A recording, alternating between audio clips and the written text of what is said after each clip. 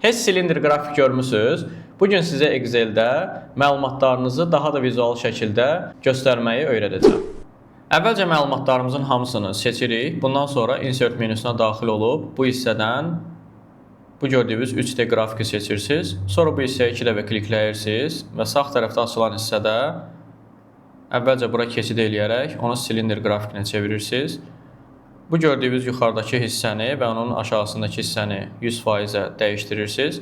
Sonra isə rəng hissəsinə keçid eləyərək yuxarı hissəni ağ rəngə çevirirsiniz.